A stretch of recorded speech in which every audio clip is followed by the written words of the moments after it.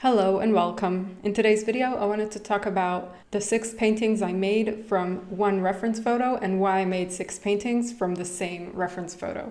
So I started off just by sketching this reference photo to get familiar with the shapes and the proportions, the angles.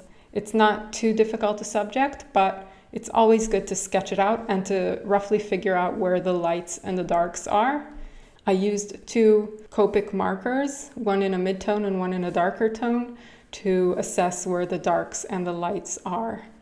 I started off with a tonal study, which means I used just one color, Payne's gray. All I did here was try to get the darks where they should be and the lights where they should be. So in order to do this, I could have worked directly from the color photo, but I preferred to make it a little bit easy on myself, and using Photoshop, I made the photo into a black and white, and I used that as my reference photo for the tonal study or the value study.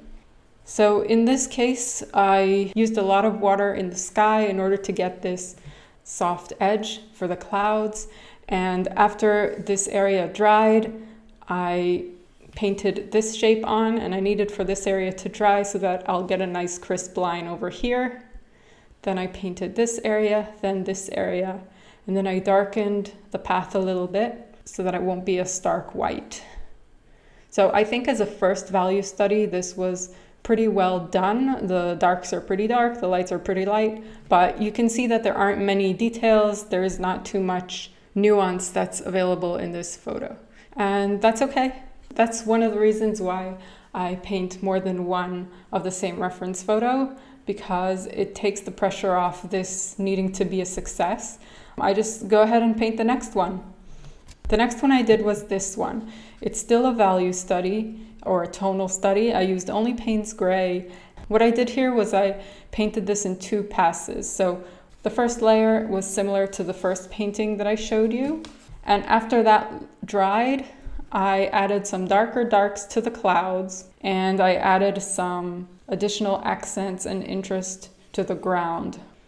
Up until this point, I was afraid to create a hard edge where there isn't really a hard edge in the photo. I wanted to blend everything, and this was my way of challenging myself not to blend everything out. And I think it does work well. Obviously, it's pretty crude, it's not perfect, but I think this was a really good exercise. When you paint the same thing more than once, or when you treat your paintings as an exercise or as practice, you're learning a lot more, I think, than when you treat your paintings as something that's going to be hanging up on the wall and it has to be perfect. This is just one of my practice sheets.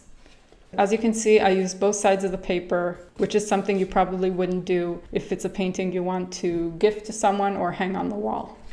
On my third try, I decided I'd be brave and try to use color. So for the sky, I still used Payne's gray, and for the ground, I used all sorts of colors. This was a really great study, and the sky again came out pretty dramatic, pretty nice, pretty dimensional, I think.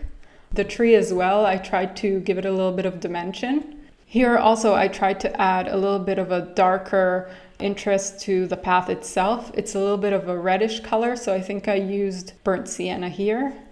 It was really interesting to try to render this reference photo by using these lines which sort of indicate the land.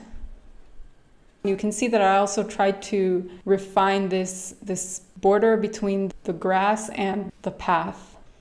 My next try, I for some reason made the sky a little bit less dramatic.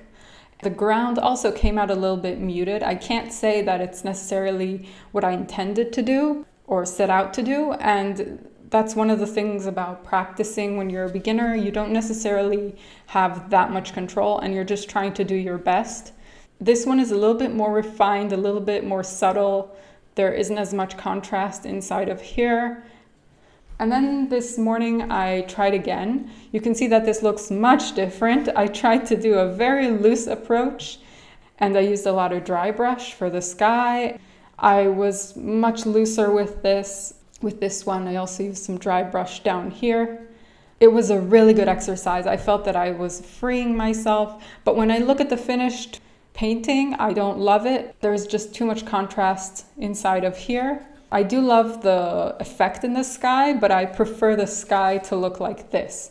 So maybe I might use this effect on some other object that isn't a sky at some point in the future, or maybe in a sky where I want to have a totally different look.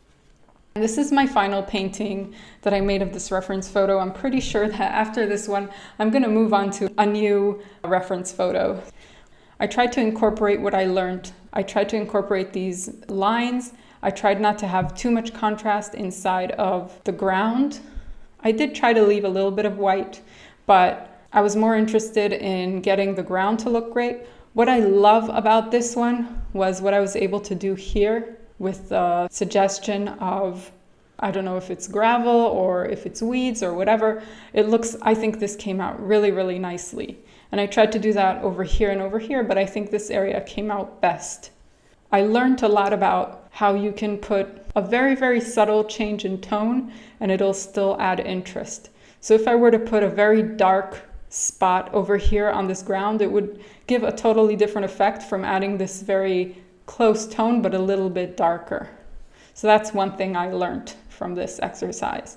And I tried to follow the reference photo in terms of the direction that the ground was going and the colors that I could see in the photo.